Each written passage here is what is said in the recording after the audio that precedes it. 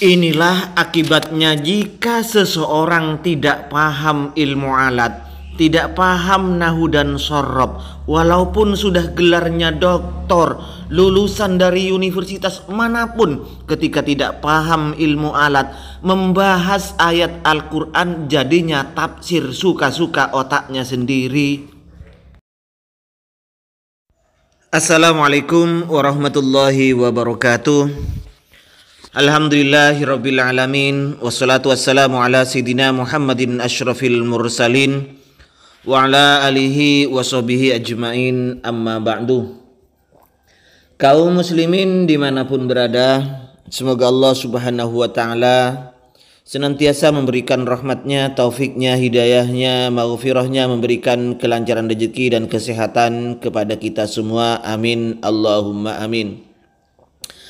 Tak bisa dibayangkan, walaupun gelarnya apa saja sudah gelarnya, S1, S2, S3, S4, S5 atau S apapun gelarnya, tetapi kalau membahas ayat Al-Quran, membahas hadis, dirinya tidak paham ilmu alat, maka akan hancur yang dibahasnya itu. Maka benarlah apa yang disampaikan oleh Ibnu Taimiyah, Syekhul Islam.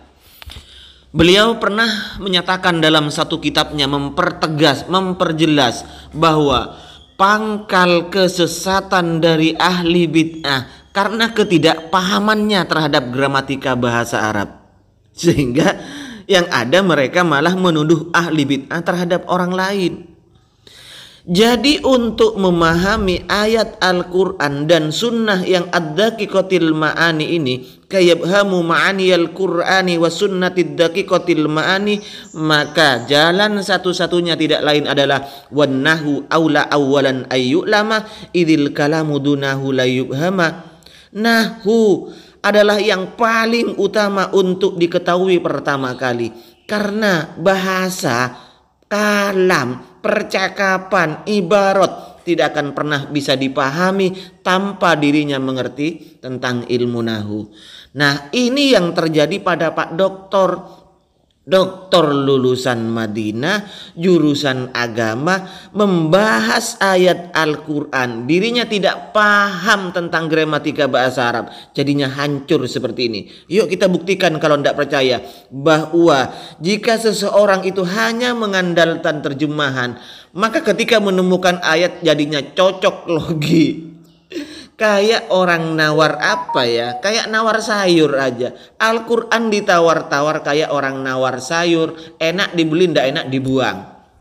Bagaimana pendapat Ustaz tentang Wali Songo di Indonesia? Soalnya hampir kebanyakan ibadah yang baru datangin dari zaman Wali Songo. Saya sudah bilang tadi, Wali Songo sudah lewat, Allah yarham. Semoga Allah maafkan kalau mereka punya salah, dan Allah berikan pahala kalau mereka sudah berbuat kebaikan. Saran saya teman-teman sekalian, jangan tanya orang yang lalu. Firman Allah, tilka ummatun kad khalat, itu umat sudah berlalu. Laha ma kasabat walakum ma kasabtum. Mereka punya apa yang mereka sudah dapatkan, dan kalian akan dapat apa yang kalian lakukan. Wala tus'aluna ma kanu ya'malun. Kata Allah, jangan banyak-banyak bertanya tentang orang masa lalu. Udah berlalu, ambil pelajaran yang baik dan tinggalkan yang buruknya. Kalau dia orang muslim, semoga Allah ampuni. Saya tidak akan bicara dengan jamaah wahabinya. Saya yakin jamaah wahabinya itu tidak paham apa-apa tentang ilmu alat. Ini sudah sekelas doktornya seperti ini ya. Lihat ini Pak Doktor dan ustadz-ustadz wahabi yang lain. Youtubernya juga sama dengan jamaahnya, tidak paham apa-apa. Mana ada youtuber wahabi sekelas Harry Pras, Cahaya Hidayah yang paham gramatika bahasa Arab ini untuk membantah youtuber-youtuber aswaja. Saya bicara terhadap Dr. Khalid Basalamah dan ustadz-ustadz wahabi yang sudah gelarnya itu mentereng semuanya itu. Ini dengarkan penjelasan Pak Khalid Basalamah. Ketika ditanya tentang bagaimana tentang Wali Songo yang katanya ibadah-ibadah baru yang dibuat-buat berasal dari Wali Songo ini, saya tidak akan membahas Wali Songonya ya. Tapi saya anun Pak Khalid Basalamah, Pak Doktor lulusan luar negeri Madinah ini, mengartikan ayat wala tus'aluna amma kanu ya'malun, jangan banyak-banyak bertanya tentang orang yang sudah lalu. Ya Allah, Anda cari Pak Doktor dari tafsir A sampai Z yang menjelaskan sebagaimana yang Anda jelaskan itu, bahwa ayat ini adalah larangan dari Allah Subhanahu wa taala untuk menanyakan orang yang masih yang telah berlalu. Aduh, Anda bisa nggak Pak Dokter membedakan apa itu la nafi dan apa itu la nahi Pak Dokter? Kalau la nahi ini namanya larangan, tapi kalau la nafi Pak Dokter, aduh.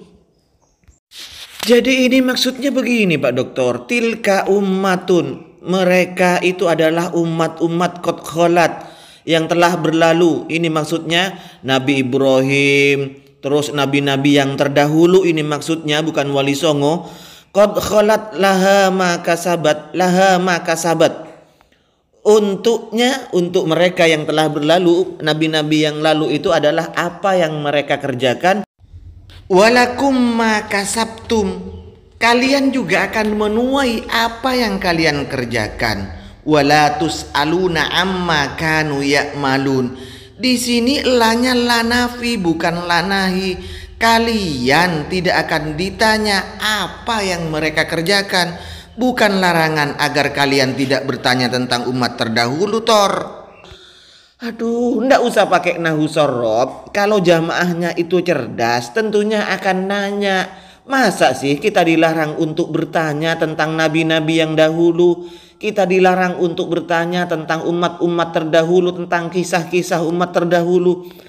Ini blok namanya. Itu lanya bukan larangan, la nafi. Artinya kamu tidak akan ditanyakan tentang apa yang dikerjakan oleh orang-orang masa lalu gitu loh Pak Dokter.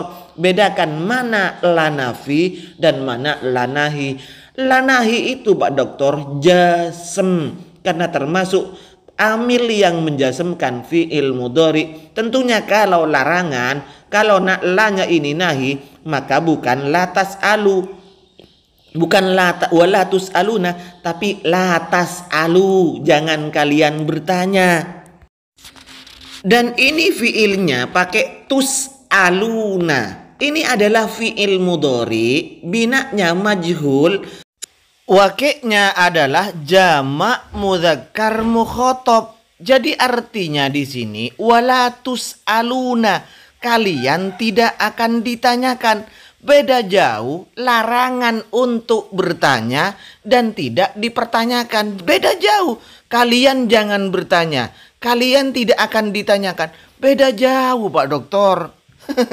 Beda jauh. Baik, kita buka satu tafsir saja. Kita buka tafsir Al-Qurtubi ya. Qauluhu ta'ala wala tus'aluna amma kanu ya'malun. Firman Allah, wala tus'aluna, kalian tidak akan ditanyakan amma kanu ya'malun, yang mereka kerjakan, yang dikerjakan oleh umat-umat terdahulu. Ai la yu'akhadhu ahadun bidzambi ahadin. Seseorang tidak akan disiksa dengan dosanya orang lain. Ini sebagaimana firman Allah juga, wala taziru waziratun wizra ukhra. Ai la tahmilu hamilatun thaqla ukhra. Seseorang tidak akan menanggung beratnya dosa orang lain. Ini maknanya Pak Dokter.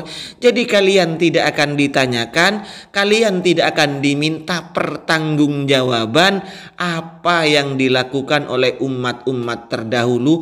Bukan larangan untuk menanyakan umat-umat terdahulu. Itu loh Pak Dokter, Pak Dokter. Ini merupakan sesuatu yang sangat langka, unik sekali ini. Ini barang unik, barang langka kalau seperti ini. Doktor, jurusan agama, lulusan Universitas Madinah lagi. Ketika membahas ayat Al-Quran, masih belum bisa membedakan mana yang bermakna la nafi, yang bermakna larangan, dan mana yang bermakna la nafi. Mana itu sigat larangan, mana itu sigat majhul. Ya Allah. Gelar mentereng, malu sebenarnya mau makai gelar-gelar mentereng seperti itu, tapi keilmuannya masalah dasar seperti ini saja tidak paham. Akhirnya saya kembalikan sebagaimana orang-orang Wahabi berkata ketika marah, Allahul musta'an, Allahu yahdik.